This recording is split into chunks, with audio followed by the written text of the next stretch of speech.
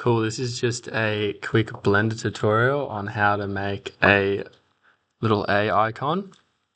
So the first thing we're going to do is we're going to open up Blender by pressing the Windows button and searching for Blender. Once we have Blender open, we're just going to quickly jump on Google Chrome and we're going to download a reference image for this tutorial. The reference image we're going to use today is the A24 logo. So all you need to do once you have Chrome open is search up A24 logo and then try and find one with a big enough pixel size.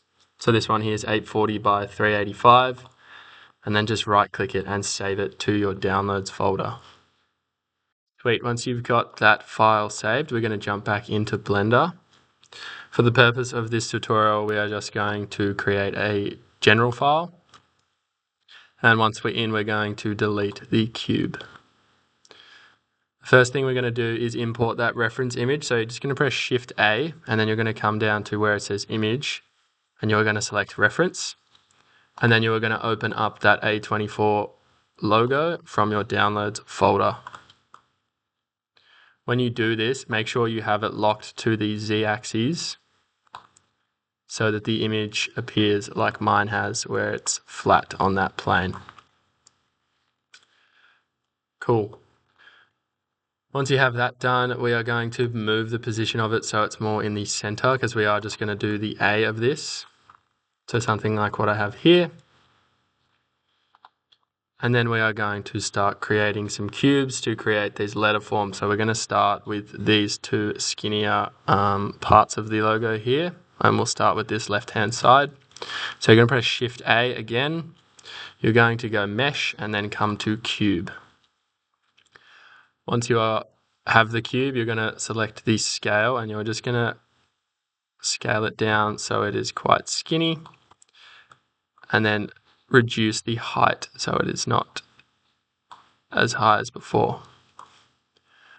Perfect. Then we're going to move it into its location and we're going to use the rotation tool as well to align it with our reference photo like I'm doing here. So if you're like me and it's still a little bit too thick, you're just going to press S or click the scale over on the left and you're just going to scale it down so it is similar to the reference photo. So something like that is what we are going for. We are then going to repeat the same step for the bottom, so Shift A and then Cube. We will start with the height, make it the same as the first, and then we will do the other direction, so it is like so, and then you just want to move it into position, and then scale down the sides.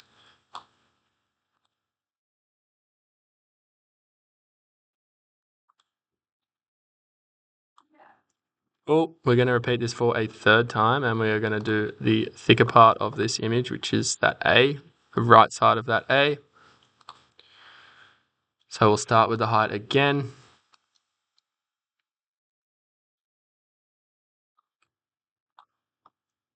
And then we will do the width like that.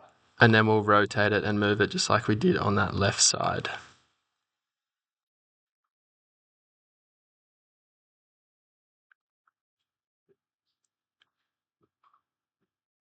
Cool, I am generally pretty happy with how that's looking, but this might be your time to resize and rescale and move these different points to get them how you desire. Once you are happy with this, we're going to delete the reference photo. So you just come over to the right here and click on that empty and just click X and then delete that selected object and you'll see that you just have the text there like so. Well, also, while we're here, we're going to delete the camera and we'll also delete the light source. So select those on the right and then just click X. And now we're going to add some color to this image. So we're going to select all of these.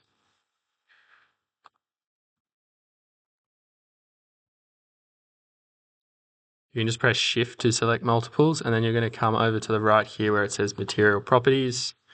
Click New.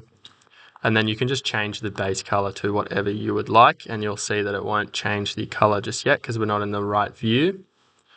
But I'm going to go with a soft shade of blue. If I press Z and go material preview, you will now see that that is applied to that one plane.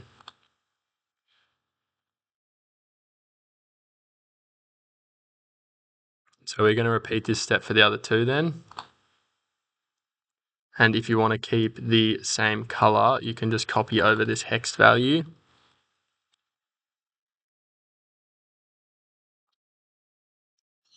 And then paste it when it comes to adding the material to the other sides. So repeat this step for all of these three shapes. And then you should have something like this. Now we are gonna do the animation. So we're gonna drag up this little timeline that's at the bottom here. And you might want to move your assets so they are in the center.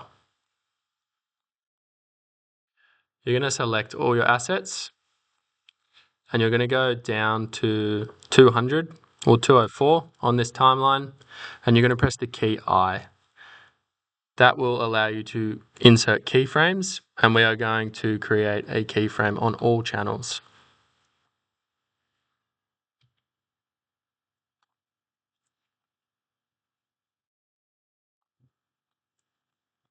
We are then going to one piece at a time, move them outside of the frame. So use the move tool, start with this one here, move it out of the frame, move your timeline to 0 and press I, and then all channels again. And you'll do this side, send it out that way and press I, and then do the same for this one and go up and press I. Now if you hit spacebar or the play button, what should happen is these different assets should fly into the frame like you are seeing here.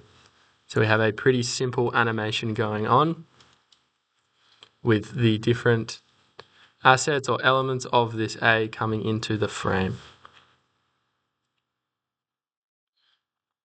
Cool.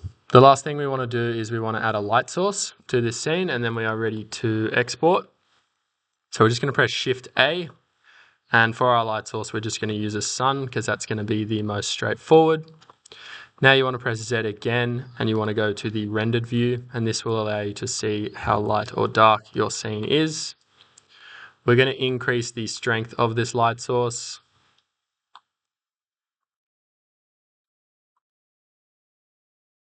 So I'm just going to go to 4, and you'll see that my image has lit up on that front like so. If you want to light other parts of the image, you can also play around with the angle of this sun like I have done here, or you might create more than one sun so that you can have more than one light source, but I am generally pretty happy with how this is looking. So the last thing we need to do is create a camera. So you're going to press Shift A again, and then you're going to come down to camera. Over on the right here you have an orange box. You want to click that orange box that says object, and I want you to make the first rotation 0. Make them all 0. So the X, the Y, and the Z, make all of those pointing at 0. And then you're going to select this camera and just move it above your shape like I have done here. So now we're just going to quickly check this view. So if you have the camera selected, you want to come over to the left here, select where it says view, go down to cameras, and then select active object as camera, and you will see the camera view that is going to be what it's going to be when this animation renders out. So you can see the orange box is obviously the camera view, and you can see these different elements coming into frame like so.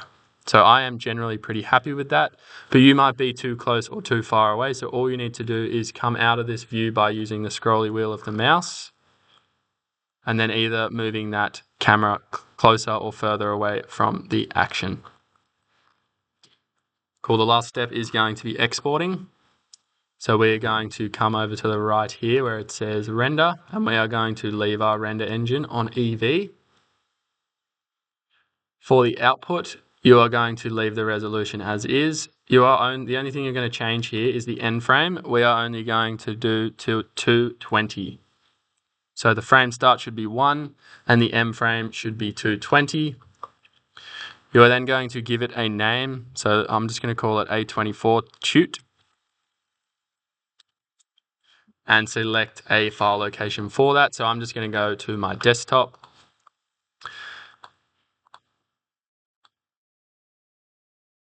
Cool. For your media type, you're going to go video and leave RGB on. Once you are here, you're just going to go up to the top and go render and then click render animation. And you will see down the bottom you have a little percentage bar, and that will tell you how close this is to finishing. Also, now if I go to my desktop and I open up that file, I can watch that video playback. Cool, so that is the end of this tutorial. I hope this wasn't too difficult for us. And that's an intro to Blender and animation. Thanks for watching.